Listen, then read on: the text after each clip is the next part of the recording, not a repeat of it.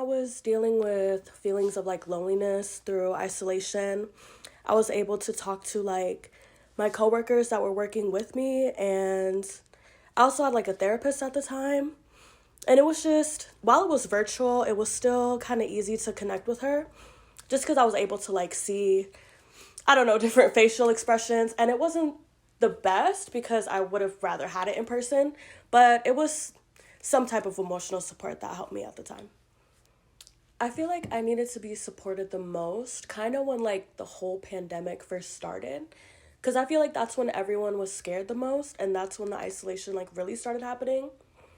Like that's when you would look at the news and you would see like all these scary stories, and just nobody really could be allowed to go outside or stand within like 6 feet of each other. There was no hugging, no like touching, no human contact really, and everything was virtual. So I feel like that's really when I needed the most support. Looking back at it now, it was lonely because no one was coming in. You weren't having like those customer interactions. And then even when I went home, it was just going home. Like I couldn't hang out with my friends. I couldn't go see my other family. So it was like whoever I was around at the time, I really had to just hold them close, but not literally, because like we had to be that 6 feet. But just try to, I guess, keep as much interaction as I could without being physically close to them, if that makes sense. I was living in Los Angeles, California. I'd been there for maybe 6 months. I moved there after I graduated college in 2019, and it was kind of devastating because I moved out there and like made a few friends, and then all of a sudden the pandemic hit and nobody was really communicating at that point, and it was really just like work and then go home. One thing that really supported me was the fact that everything that was happening, a lot of things that were happening in real life had to move to social media or like streaming services. People showing their process of making music or making art in general. So during that time, maybe didn't get a ton of connection with people in person, but more so connected with people online, people deciding to just share how they make art. Another thing that supported me was probably a lot of people from the older generation in my life, like who'd been through kind of scary, world events before. They kind of showed me that we just go through these cycles a lot, and when there's change is necessary, it's going to come to a head. And when I had seen the news and like everybody talking on social media, it made me feel really scared for like the present and the future of what was going to happen in the country. And I worked all throughout COVID. I had to go in because we were making medical devices at my company, so it was technically, yeah, essential work. I'm trying to think of anything else that supported me. Just family and friends, really, just being able to talk with them. And like, I just remember being on the phone with people that I trusted during that time because nobody knew what was going on. And, some people were preparing for the worst, but I feel like I got some good advice in that time to just kind of get me through. And now after that situation, I feel like, whatever else comes our way, hopefully we'll be able to handle it.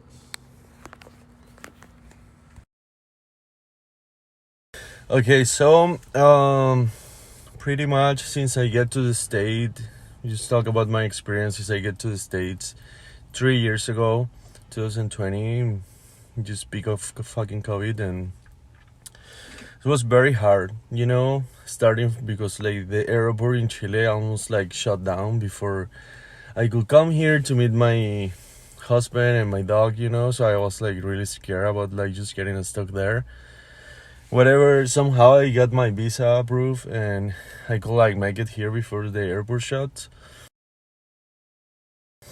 And yeah, since I got here, when you get this type of visas, you gotta wait for your work authorization, so you cannot work while you wait for this work authorization. So you gotta just like be able to just be at home, and your future husband has to support you, and until you get that, and that can take half a year, which is my case. My case is like it take like almost half a year to get the work and travel authorization. So didn't supposed to work all of that time.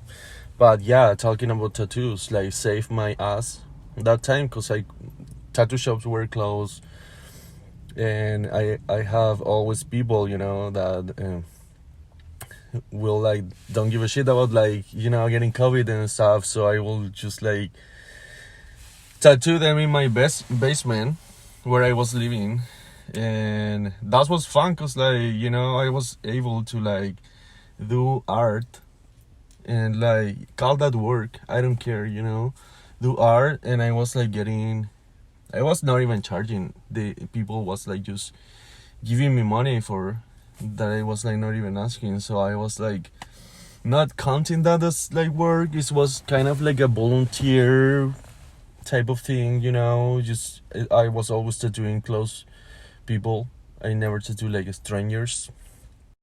My partner did support me because he was like working full time and stuff like that. So yeah, of course, in a slow weeks he will like just pay for food, pay for rent, and all of this stuff, And as a gay man, immigrant, Latino, I contact associations like Red Project in Grand Rapids. They help me a lot with in COVID times. They help me with groceries. Yeah, since I got my work and travel authorization, I was just been working in shops since then, more like legit jobs, But like, yeah, that's how I made it through COVID, pretty much. Just like tattooing underground, and yeah, let's just say it, getting money under the table. Yeah, that's it. Well, I met my partner like right at the like beginning of COVID, so I spent a lot of it like traveling here, but I was really worried because at the job that I was at, they did not allow me to leave the state, so I was constantly like trying to hide my relationship from my job, because obviously they would know that I was like going to Michigan, and I was obviously in Ohio. So I spent a lot of COVID driving here every Friday and then leaving every Sunday and going back and then like hiding my relationship. But also I masturbated so much throughout COVID, dude. Like honestly, the thing that kept me going was my fucking vibrator. It was my vibrator that kept me going throughout COVID. That and like, I mean, that's when I started doing art. I started like doing art and like getting really into like painting flash so I could become a tattoo artist. And I don't think I would have had the time to like actually pick that up and like start doing that like seriously, because like obviously I'd always done art, but I think that like COVID gave me like forced me to like really take it seriously and start doing it. I'm talking like 4 times a day, like 4 or 5 times a day, just because I was bored. And I was like, ooh, I'm bored. I'm going to have an orgasm because I can't go out anywhere. That's the only thing that kept me sane. The support that got me through COVID. Well, I'm 31. I live in Shreveport, Louisiana. I've been here for a few years from Texas when COVID happened. My wife and I just had our first child in 2019, just before everything, happened with COVID. So support-wise, we really didn't have a lot of family or close connections here, having just moved to a new city in a different state.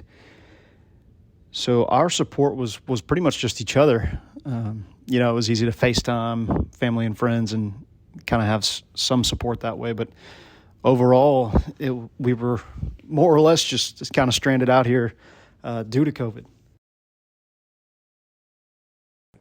My friend has lupus, And she actually keeps having these scares since COVID started because they always have her on active watch. Anytime that she goes to the hospital, there's chances that COVID could happen, or she could get COVID and just worsen everything. She could die from that. My mom got COVID, and I was actually scared she would die if she got COVID, but she didn't. And then she gave COVID to everybody else, you know? So I was like, oh. And like the store shortages, I think like COVID had that toilet paper shortage too. I don't know, I feel like it put everybody in this huge panic mode, like, world could die now. Weed got me through COVID. I'm not gonna I'm currently 35 years old, living in Louisiana, and lived in Louisiana during COVID. The support that got me through COVID would have to be the fact that I still had my children at home with me and knew they were safe. I am currently 23 years old and I am from Guatemala. So during COVID, I was still in school. And I remember just clearly like being in the dorms and getting an email saying that everyone should go home right now, but home is literally 3-hour flight away from here. Is a 3-hour flight away from here. So I was kind of lost. I wasn't sure if they were going to kick us out from the dorms, and so it was a very stressful time for international students, definitely. I remember trying to figure out what was the best decision. I have a brother that lives in Chicago, and so he was very gracious to take me in for the time of quarantine. And so it was in the smack middle of the semester, so I still had exams, classes, projects, and all of those things. And yeah, so they were there for me to support me. He has a family. He has 2 boys, and I think I felt kind of a burden to them. Not gonna lie, as much as I wanted to like think that, oh, they're doing it in the name of family. I don't think it's easy to like take someone in, no questions asked, even if they're family. And they did that. I think it was a very crucial time period for my relationship with my brother, my sister-in-law, and my 2 nephews, because I think we built this connection and attachment that I don't think I would have ever had the opportunity to. And so, yeah, that's basically a big support system that I had. It's so funny, but I feel like TikTok was a very big part of me not feeling left out or not feeling like I'm missing out. Because I could see that everyone was going through the same thing. The world was shut down and everyone was trying to stay positive. And I think that was such a beautiful time, as much as it sucked for a lot of people. And it was a very stressful time with people not understanding the severity of this moment. But I feel like on the other side of things, TikTok was there available for people to, dance with their mom and dad that wouldn't have been there if it wasn't from COVID. Or, I wouldn't have the chance to spend time with my brother's family. But yeah.